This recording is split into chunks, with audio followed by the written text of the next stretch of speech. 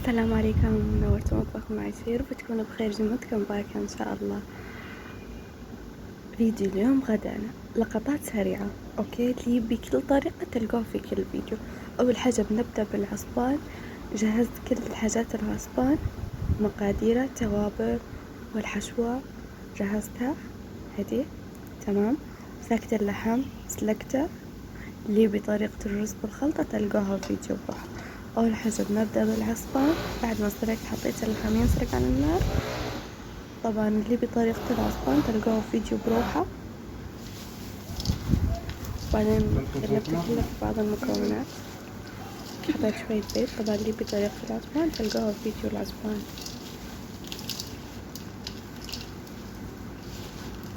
غدا اليوم كله احمد متصور من احمد تعال قبل، حط لي زيت. تلقوه فيديوهات.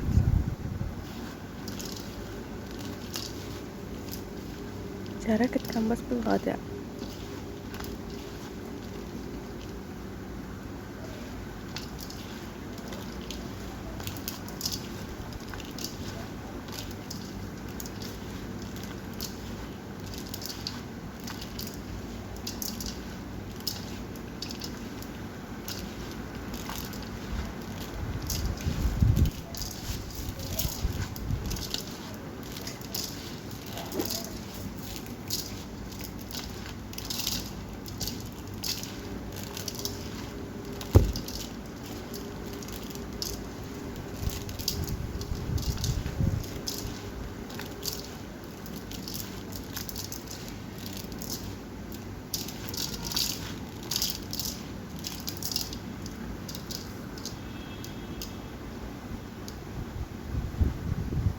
طبعا أنا ما كنتش حطيت زيت، جيت حطيت زيت.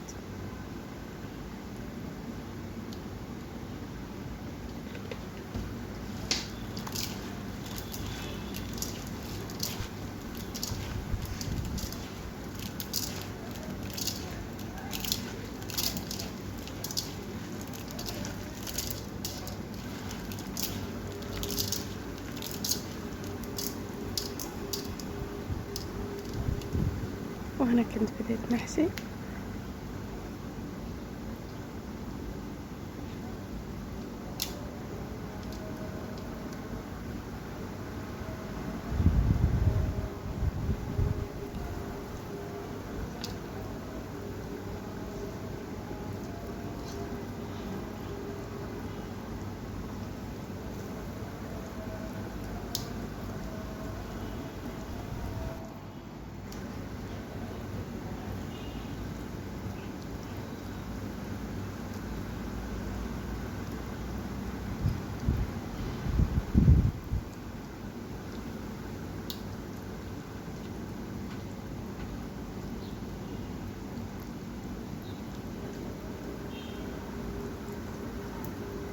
طبعا اللي يبي طريقة العصبان كل شي واضح في فيديو العصبان. اوكي، جبت مية ساخنة وحطيتها في الطنجرة، طيحت العصبان بتاعي صاريني. بعد ما كملت حشوتي انا مصورتكم مقتطفات، انتوا لو تبوا. وطبعا خلاص حطيت العصبان.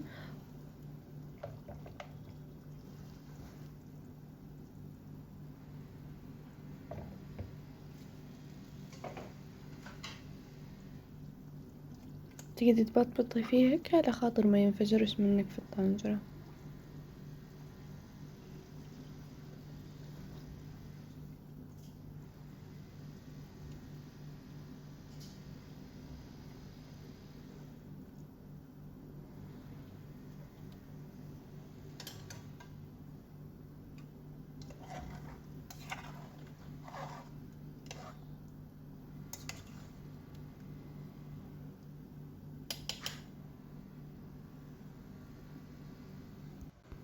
وهنا خلاص كانت اللحم استوى، ورفعت اللحم وصفيت المرقة بتاعته.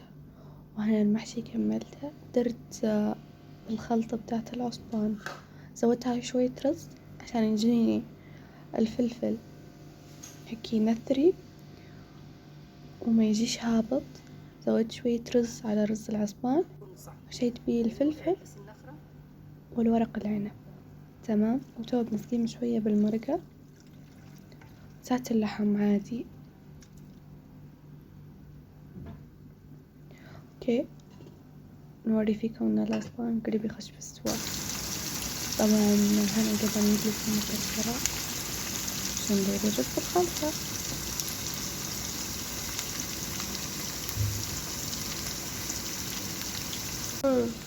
دايرة فلفل وورق عنب ودايرة عصبان هاي كمان. الكبدة قطعتها. طبعا نجي نوضح هذا أهم شي عندك، المرقة تكون ساخنة سخان كويس، وبعدين نحط الرز بتاعنا. الرز بما يقدر شوية مرتفع عن المرقة، مرتفعة شوية عن الرز، بتحطي المعلقة مظبوط كان وقفت. اعتبري ان الرز بتاعك تمام. وهنا خلاص كان الرز طاب وطفيت عليه. واهم شي بعد مرحلة ان المرقة شربت توطي النار وتسيب الرز يستوي على نار هادية عشان ما يجيش معجن. طبعا هنا حطيت المكسرات بتاعتي بنقلبها في الرز. زيت شوية للتزيين.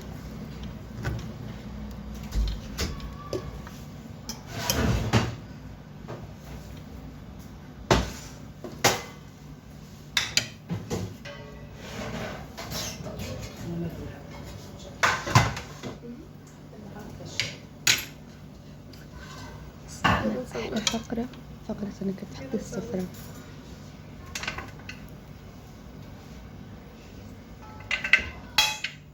طبعا لو وصلتوا لعندنا وما درتوليش لايك، اشترولي لايك واشتركوا في القناة اللي جديد تتفرج على الفيديو. تقولولي رايكم في الكومنتات.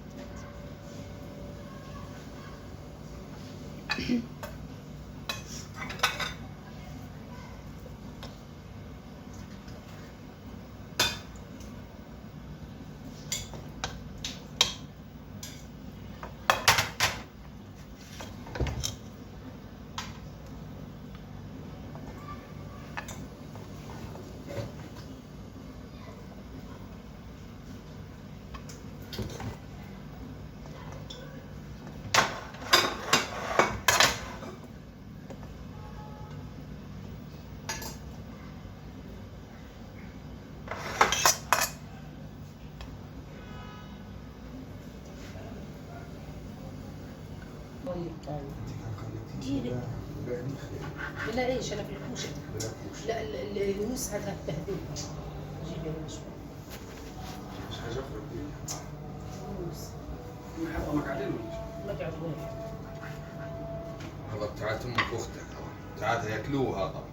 اسمع لنا حطها بس في هذا كله يصفر وطبعا فيه. هذه أحلى فقرة. هيبة كلمتين هذين يقولوا من العسكري خلاص يا قولي لايك، يقولوا بشنو قولي رايكم في الكومنتات. مش وجمعتكم مبارك.